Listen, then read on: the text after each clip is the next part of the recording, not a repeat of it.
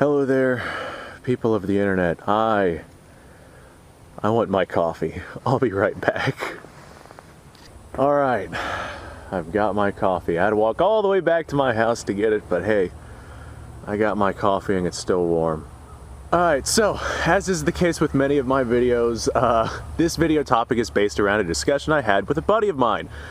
A lot of times whenever I talk about certain things on this YouTube channel, a lot of people out there think that I am trying to be the authority on a situation. I'm saying this is how it is and I'm right, everyone else is wrong, and no one else, like, any information that anyone else has to add on to it is just completely incorrect. That's not the case.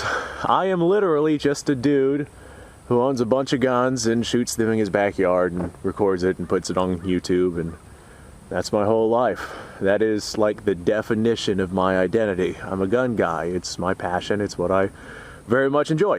And as a result, many times I have discussions with people about different firearms and mechanics and things and whatnot. But every now and then I'll have a discussion about firearms terminology. And I was having a discussion with a buddy of mine, and we were discussing the difference between a combat rifle and a battle rifle. And apparently there's no real distinguishable difference. You know, they appear to be the same thing for all intents and purposes.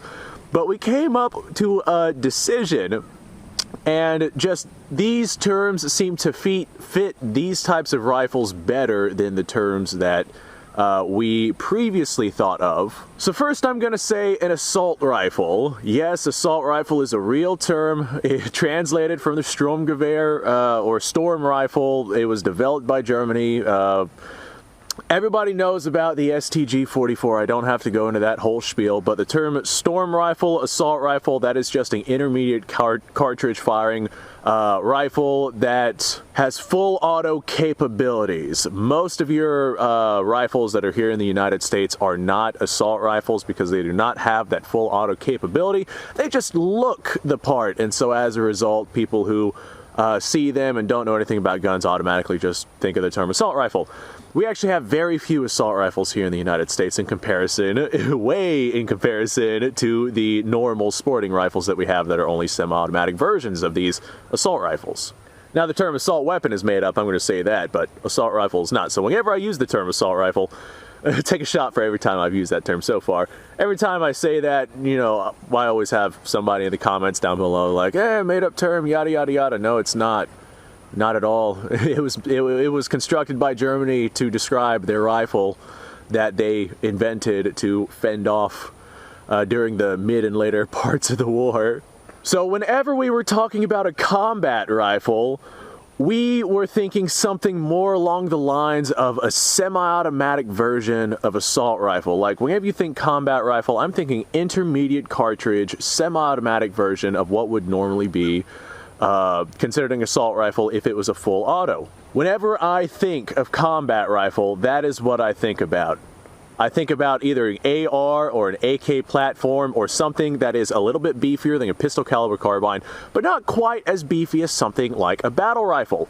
Whenever I think of battle rifle, I think of a full power cartridge, semi-automatic system, lobbing lead way further distances. Like a battle rifle would serve as a good DMR, but a combat rifle would serve as a good, like, universal do-everything rifle. During World War II, the Germans decided to make a rifle that could both be used as a rifle out to long-range distances that combat was actually taking place at, or at shorter-range distances controllable enough to be used in submachine gun fire, or as a substitute for submachine gun fire, still be able to be controlled in the environments that they were in.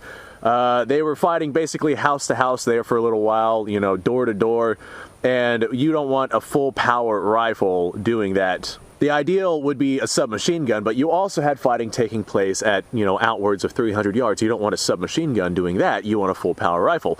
So the Germans kind of adopted an intermediate cartridge in between. With its full auto capabilities, that would be the assault rifle, but in a semi-automatic version, something along that lines, that is what I think of whenever I think of a combat rifle.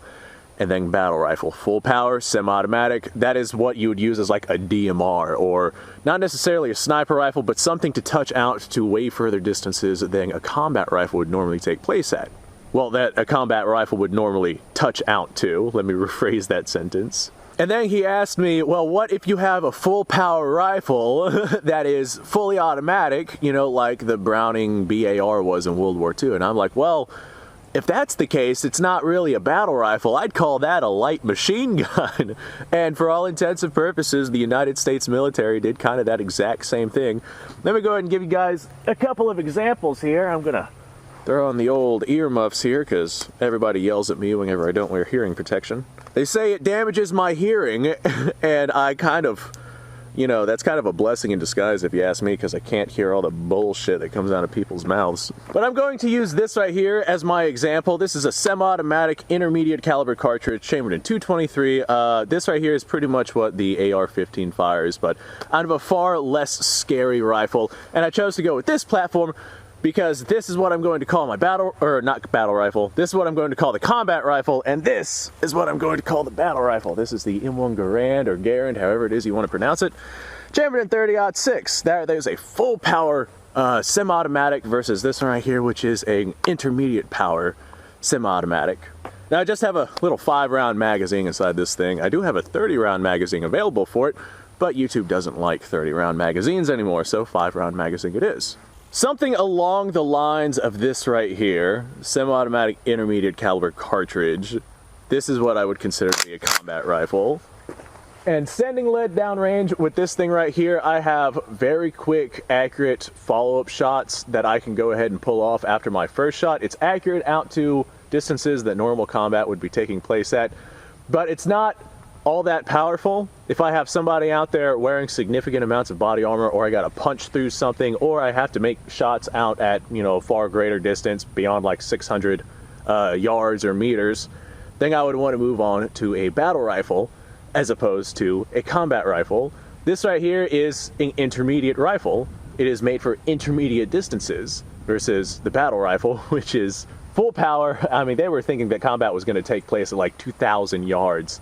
So they developed rounds and rifles that were able to touch out to distances like that, assuming that you had the eyesight for it. Personally, I think that distances like that are extremely optimistic for rifles like that, but I'm also blind and can barely shoot at 100 yards, so what do I know?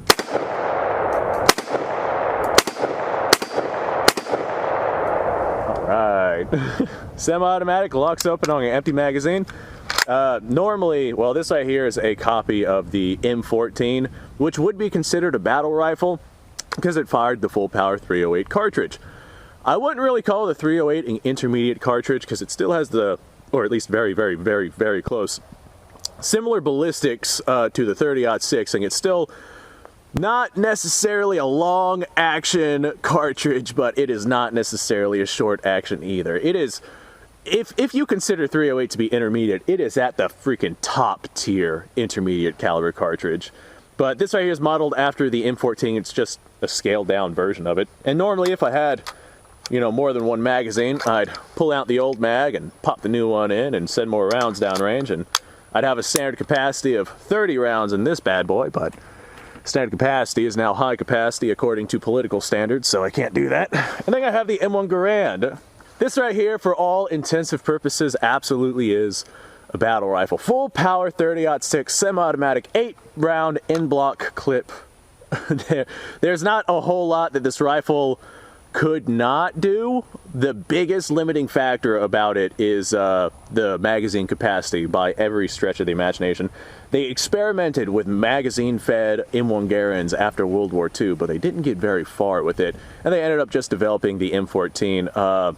They had a few M1 Garands chambered in .308 7.62 NATO. I'd like to get my hands on one of those because that is a lot cheaper and easier to find than M1 Garand .30-06. And that is exactly what we're shooting here. We're shooting proper military spec PPU brass M1 Garand .30-06. And whenever I tell people that, they just kind of, they get a little fuzzy inside. I'm the same way. Like cycling this bolt right here, I've ran a plethora of different kinds of ammunition through this Garand at, you know, one point or another.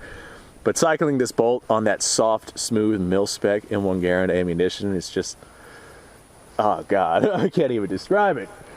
But here we go, battle rifle. I've only got a couple of rounds in this thing because, like I said, .30-06 brass case M1 Garand spec ammunition is expensive and hard to find. mama. Hopefully my brass doesn't go too far. We got one right there. I hope the tree stops the brass from flinging up towards Jupiter. Ooh, man, this 30-06 just hits with such ridiculous authority. Oh, mama. Battle rifle. I could absolutely see how you could touch out to way farther distances with this than you could with that Mini 14 there. All right, let me gather up my brass before I lose it. One brass case. Ah, oh, that's toasty. My God, that's toasty. Where the hell's my clip? There's my clip. All right. I think that one of our cases got flung into Jupiter because I don't see it down here. Oh well. I got most of them. Nope, I found it. Ah, that one's the hottest. That one's very toasty. Get into the pocket.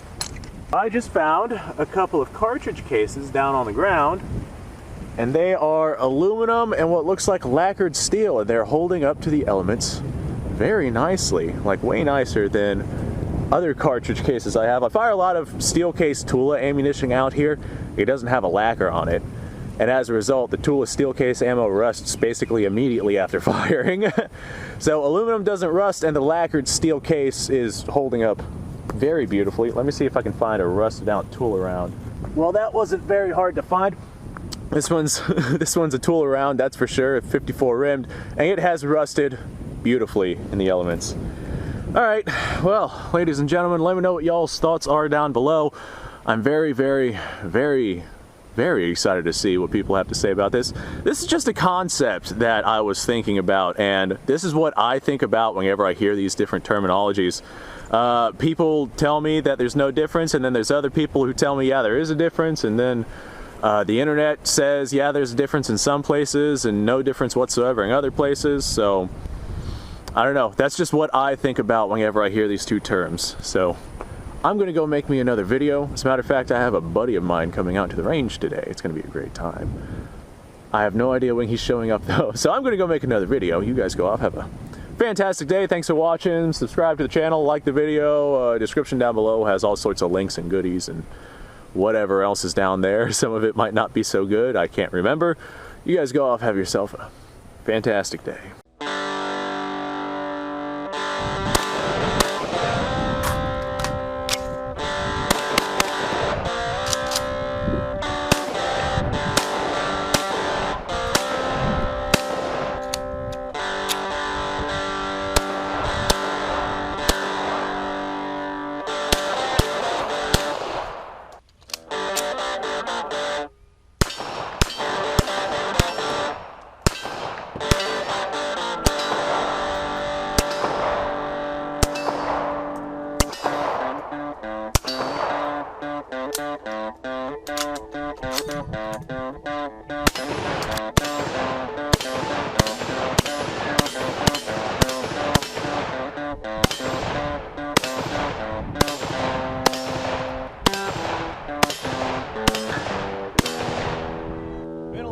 Since I've done this.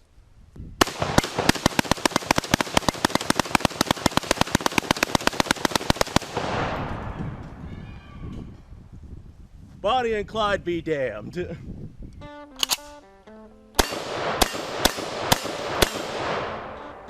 Poor man's Garen.